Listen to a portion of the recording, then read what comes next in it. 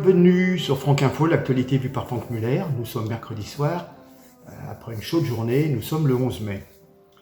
Bien, je dois m'absenter 2 jours, monter sur Paris, mais c'est pas pour le gouvernement, c'est pas pour la politique, c'est pour des raisons professionnelles. Donc j'enregistre cette petite vidéo que Gilles mettra à disposition demain sur YouTube. Alors, je voudrais revenir un petit peu sur la cérémonie de couronnement d'Emmanuel Macron. Juste, petite allusion, une gentille petite photo de Marisol, une petite vidéo de Marisol Touraine qui a l'air de dire « Maintenant, tu as les mains libres, tu peux faire ce que tu veux ». Écoutez-la. Écoutons avec Marisol Touraine. Marisol Touraine, ancienne ministre de gauche. Ancienne collègue du gouvernement pour lui.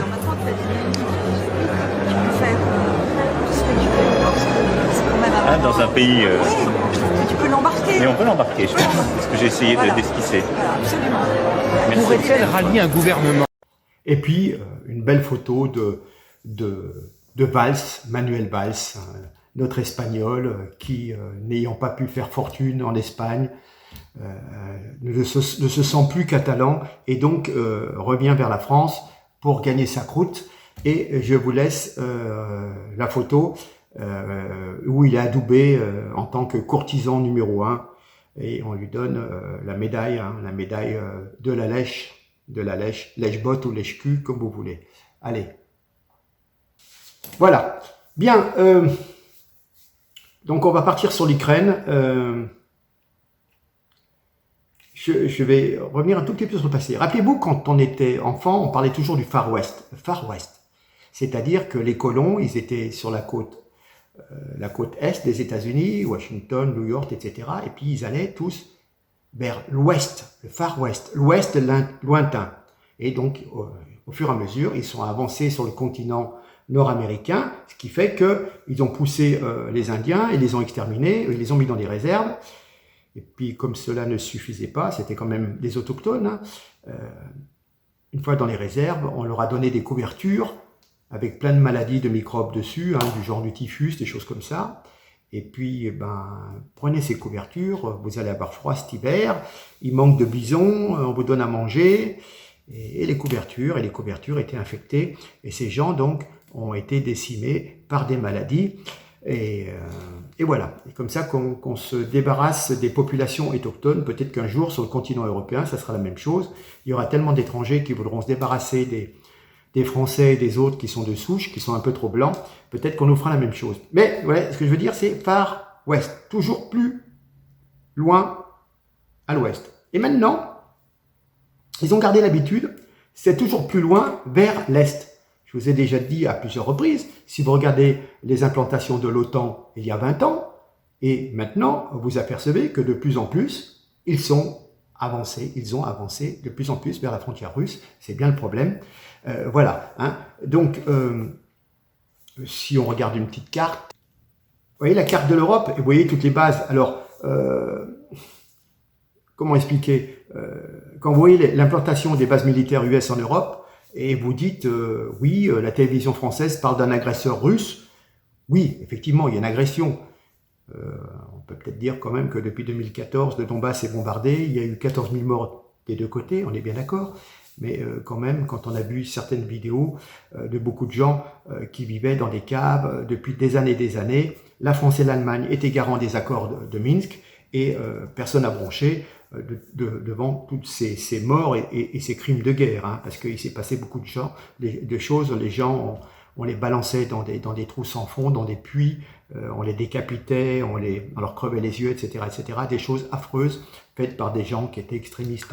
On ne dit pas que c'est l'ensemble de la population ukrainienne, mais des gens extrémistes. Bon. Alors, quand je vois la mentalité des Américains, comment dire, combien de morts les Américains ont fait en Irak, sans mandat de l'ONU et en inventant de fausses armes de destruction massive. Voilà, plus d'1 million de morts, si ce n'est plus.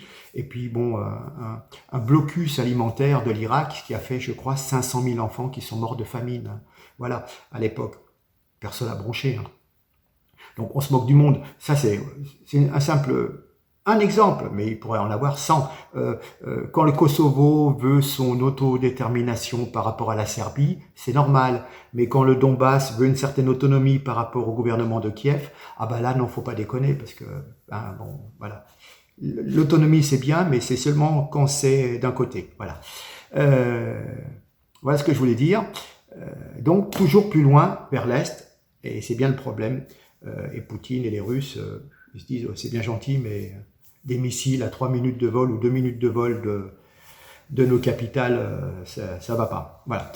Ce que je voulais dire. Bon, maintenant, vous avez vu aujourd'hui, Zelensky est passé Sciences Po. Il a fait une conférence de presse, il en a parlé à Sciences Po. Alors, il a parlé des crimes de guerre. Hein. Il y a 10 000 actes de crimes de guerre. On a vu des viols, même des viols sur les enfants, sur les bébés, etc., etc. Des choses horribles, des décapitations, etc. Bon. Et puis, il nous dit, ça fait longtemps que l'Ukraine devrait être dans le marché commun. Alors là, déjà, je vous rappelle que le salaire moyen ukrainien, c'est aux alentours de 200 €. C'est-à-dire, je crois que c'est même un peu plus bas que le salaire en Algérie ou au Maroc. À peu de choses près, hein. Voilà, c'est une fourchette. Autant vous dire que les hommes d'affaires, les industriels, l'Europe est très contente s'ils peuvent se raccrocher à l'Ukraine. Parce que vos petites usines où vous travaillez depuis 20 ans, eh ben, elles vont fermer et puis elles vont s'installer en Ukraine. Ils feront comme avec la Pologne. On fermait des usines de pneumatiques, on licenciait les gens qui y bossaient et puis on allait en installer des toutes neuves en Pologne avec des aides de l'Europe. Et puis là, on dira, oh oui, comment dire, vous comprenez, ce pays, il a subi la guerre, donc il faut les aider à se remettre, une fois qu'il y aura eu la paix, on va les aider à se remettre, on va mettre des industries, il faut les aider, c'est normal. Ben oui, mais on vous fermera nos usines en France, il y aura encore plus de chômeurs, plus 70 000 Ukrainiens qui sont réfugiés en France qu'il faut nourrir, à qui on donne des aides et on les soigne, la mutuelle, patati, patata, la sécu prend tout en charge et tout. Voilà, donc attention, ils ont des intérêts, c'est de développer l'Ukraine et donc de transférer toutes les industries là-bas. Des gens qui ont l'habitude de bosser, c'est des bosseurs, c'est des bons chrétiens, des grands blonds. Comme ça, on n'a plus de problème avec l'islam, vous voyez. Bon, et puis voilà, on les fera bosser. Du coup, il n'y aura plus de plombiers polonais, alors il y aura des plombiers ukrainiens. Voilà ce que je voulais dire. Alors Zelensky se plaint des crimes de guerre. Bon, vous savez très bien, j'ai montré des tas de vidéos il y a un mois et demi, en disant qu'on n'était pas le camp du bien et que voilà, il y avait beaucoup de choses à dire. On a vu les vidéos de Anne-Laure, etc. Il y a eu plusieurs personnes qui ont alerté en disant, attendez, c'est bien gentil, mais de l'autre côté, il se passe de graves choses. Et j'avais passé des vidéos que j'avais prises sur des lignes internes Telegram de forces ukrainiennes. On les reconnaissait, ils avaient une reconnaissance avec le foulard noué, etc., et sur le bras, et je m'aperçais qu'ils sortaient 3 ou 4 prisonniers russes, et puis, rappelez-vous, ils leur tiraient dans les jambes, et vous voyez les gens qui étaient attachés les mains dans le dos, qui s'écroulaient, ou alors on les mettait pratiquement à poil, et on les traitait de cochons, etc., donc des choses quand même très graves. Et je vais vous mettre une vidéo, je vais vous en mettre une dizaine de minutes, et je vous mettrai le lien pour que vous puissiez retrouver cette vidéo.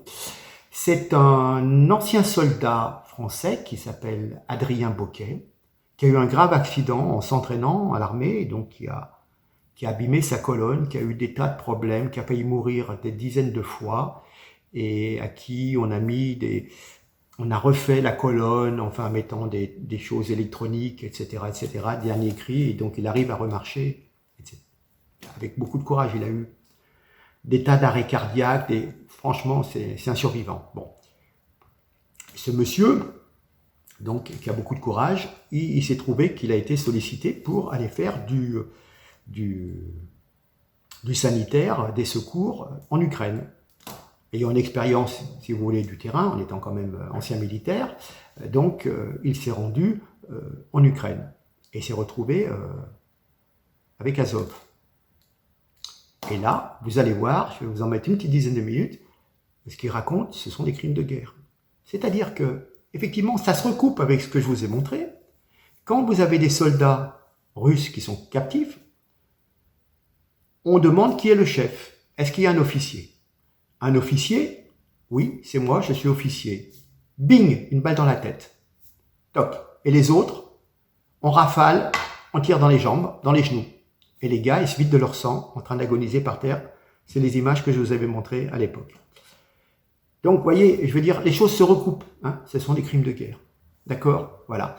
Alors, autant il peut y avoir peut-être des crimes de guerre du côté russe, et encore, est-ce que ce sont des trucs régulières ou ce sont les fameux, vous savez, les mercenaires qu'on trouve aussi en Afrique, les divisions Wagner, qui sont un petit peu, oui, des mercenaires utilisés par l'État russe, et c'est peut-être plus eux qui peuvent être l'auteur de viols,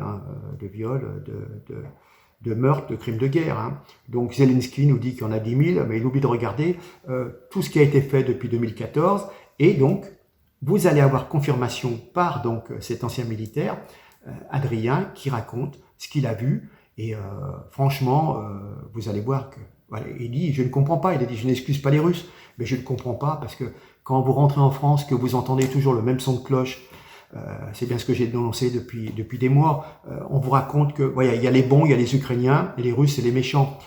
Bon,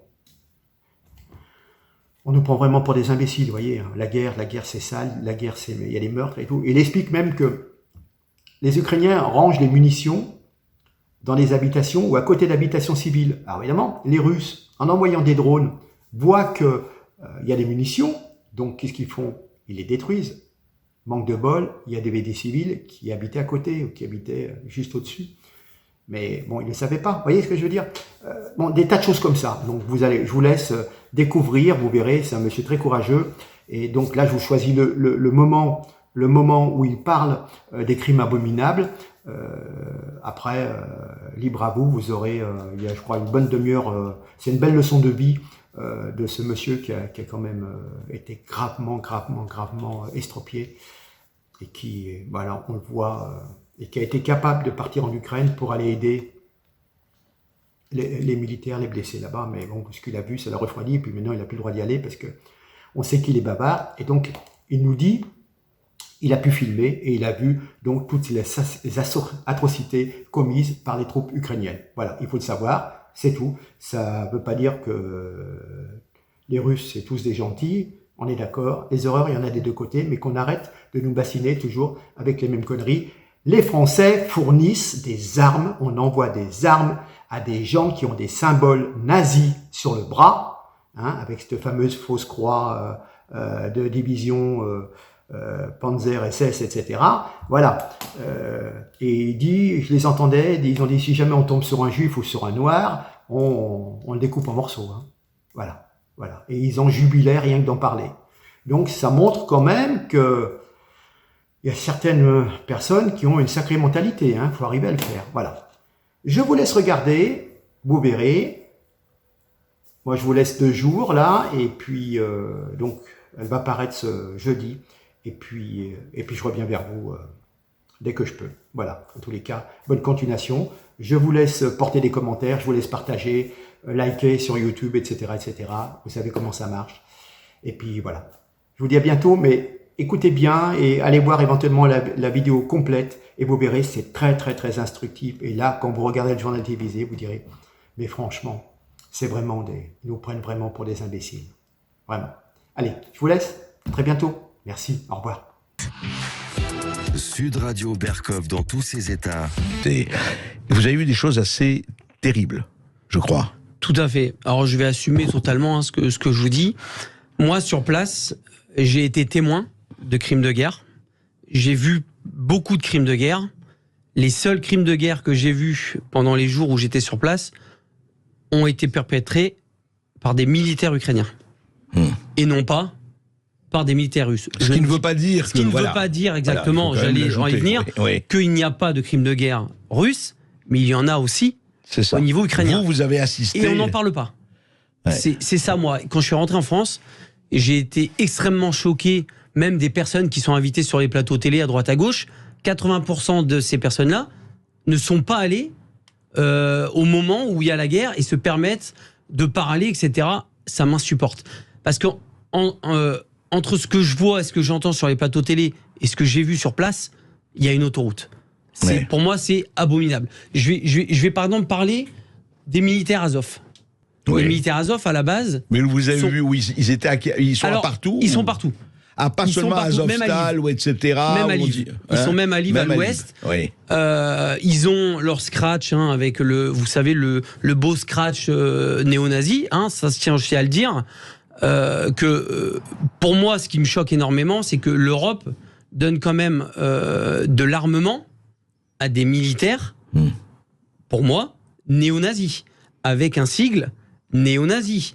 On n'en parle pas, il suffit de regarder, c'est un ancien sigle SS qui est brandi partout en Ukraine. Et ça pose, on le voit partout. Partout, et ça ne pose aucun problème. Moi, j'ai travaillé avec ces gens-là, je leur ai donné des médicaments, etc. Vous savez quelles étaient leurs conversations devant moi? Parce que je comprends un petit peu l'ukrainien et le russe, et beaucoup parlent anglais. Ils rigolaient de se dire que s'ils croisaient des juifs ou des noirs, qu'ils les dépeceraient. Ah, carrément. Voilà ce qu'ils disaient devant vous. Voilà ce qu'ils disaient devant moi, et c'était leur conversation qui les faisait vachement rigoler. Voilà ce qu'ils disaient sur les juifs et sur les noirs. Ça, c'est la première chose. Oui. Ça, moi, je ne pouvais pas cautionner, mais sur place, je ne pouvais pas faire grand-chose. Et qu'est-ce que vous avez vu? Vous dites que vous avez assisté... Oui. J'ai vu donc des militaires russes qui ont été capturés et qui ont été donc du coup déjà bien malmenés et qui ont été, on va dire, attachés. Et en fait, on était dans une sorte de hangar, et ces militaires russes qui ont été capturés arrivaient dans des petites fourgonnettes par 3 ou par 4. À chaque fois qu'ils faisaient descendre ces militaires, les militaires Azov ukrainiens leur demandaient qui est l'officier, qui est l'officier. Je vais vous expliquer pourquoi.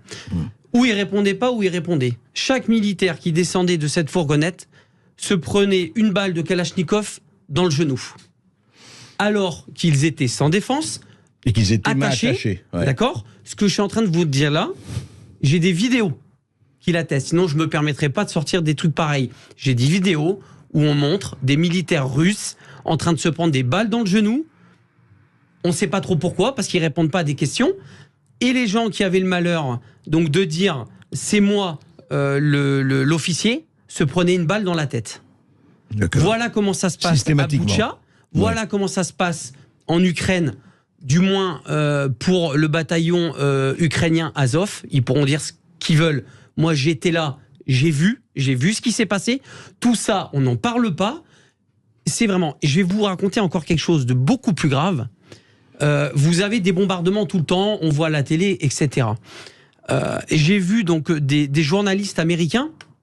Il y a des bombardements qui atterrissent dans un petit parc que vous avez dû voir à côté de Boutcha, entre Boutcha, à l'est de Boutcha. D'accord. Et ces Américains donc font une vidéo et disent ben voilà, c'est les bombardements russes, ça atterrit dans un parc, c'est inadmissible et tout. Je vais les voir, je dis mais pourquoi vous dites ça, etc. et tout. On m'a dit mais c'est pas grave, ça fera des images. Et vous savez ce que c'était ces bombardements? En fait, vous avez des petits obus. Donc vous aviez, si vous voulez, une cible qui était russe à l'époque, il y a quelques semaines, et vous aviez donc une équipe d'Azov avec qui j'étais, qui était en train de régler donc des petits mortiers pour envoyer des obus qui se règlent, si vous voulez, avec des petites à la main, d'accord. Et en fait, ça avait été mal réglé. Et ça arrive une fois sur 2, une fois sur 3. Donc ces obus, au lieu d'atterrir à 100 mètres plus loin où il y avait justement les militaires ou du matériel russe, atterrit dans le petit parc.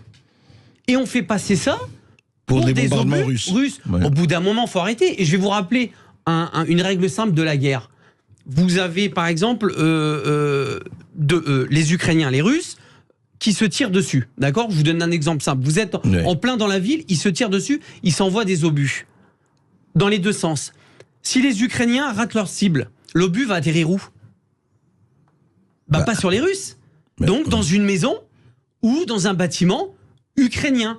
Et la même chose, bien sûr, pour les Russes. Bien sûr. Pourquoi on ne parle pas de ça? Et donc tous les bombardements, toutes les bombes, tous les obus qui atterrissent à Boutcha, à Kiev, etc., c'est du russe. Il faut arrêter. Oui, il faut un vous petit dites peu que réfléchir. Il y a des deux côtés, les crimes se font des deux côtés. Mais quoi. bien sûr, et Ouais. encore autre chose. Et là, je vais enfoncer le clou, mais c'est pas grave, j'en assumerai les conséquences. J'étais à Lviv, j'étais à l'hôtel, il y a eu des bombardements. J'étais à 500 mètres d'un missile qui a atterri, où je dormais, tout a pété, les glaces, etc. Je vais tout de suite sur place, et en fait, on s'aperçoit que les 5 missiles, il y a 4 missiles qui ont tapé des dépôts d'armement. Des dépôts d'armement qui venaient d'Europe, qui avaient été stockés à Lviv en attente que ça soit amené à Kiev et dans des unités. Vous savez où est-ce qu'il les stocke, l'armement qui arrive d'Europe ? Eh ben, il les stocke dans des locaux et dans des maisons civiles, sans que les gens le sachent. Donc ils arrivent la nuit, je vous donne un exemple, ils arrivent la nuit, ils ouvrent un local, parce que les gens, ils sont là, ils vont s'en apercevoir. Pas forcément, parce que y a beaucoup de camionnettes civiles, comme des HL, vous voyez ce que je veux dire, vous voyez pas ? Ils mettent des caisses d'armement dedans, et ils mettaient arrivent dans un des local civils, exactement, habités civils, ou sinon collés à des habitations. Qu'est-ce qui s'est passé pour Lviv ? Des drones ou je sais pas quoi à repérer, ils ont bombardé. Résultat des courses, 8 civils morts, 2 enfants à l'hôpital, et il me semble qu'il y a eu un enfant qui est mort. Ah, les Russes, ils ont tué. Non mais attendez, vous pouvez m'expliquer pourquoi l'armement, en plus l'armement qui vient d'Europe, est stocké à côté de civils ? Vous savez comment j'appelle ça ? J'appelle ça se servir de la population comme bouclier humain. D'accord ? Je vois pas comment... Hélas, ça se passe dans certains pays, c'est terrifiant, vous avez raison. Dites-moi, Botcha. On a vu toutes les photos de Botcha. Alors, là, il y a eu très grande polémique. N'étant pas là, je me garderai d'avoir un avis quelconque. Alors, vous savez, il y a eu les cadavres, même Ursula von der Leyen, tout le monde est venu voir le massacre des Russes. C'est du spectacle pour vous ? C'était un spectacle. C'est-à-dire que... Non, mais est-ce que c'est vrai ou c'est pas vrai ? C'est vrai, mais des cadavres ont été laissés volontairement. Même certains cadavres ont été déplacés pour que des images soient faites. Je vous dis pas que les cadavres c'était des faux cadavres, c'était des vrais cadavres. Ça, il y a pas de souci. Non, mais effectivement, les crimes sont des deux côtés, il faut le répéter. Exactement. Mais vous dites, on ne parle pas de ce qui se passe. Exactement. Ouais. Je ne dis pas que la Russie ne fait pas de crimes de guerre. Attention, je ne dis pas que la Russie, c'est pas leur faute. Bref, c'est pas du tout ça que je dis. Ce que je suis en train de vous dire aujourd'hui, c'est qu'au bout d'un moment, je pense qu'il faut parler un petit peu aussi de l'Ukraine, des crimes de guerre de l'Ukraine, parce qu'il y en a. Donc toutes les personnes qui sont sur les plateaux télé et qui disent l'inverse, je les invite à venir et à aller à Boutcha et d'aller sur place et d'aller voir ce qui s'y passe au lieu de parler là pour dans le vent, c'est insupportable.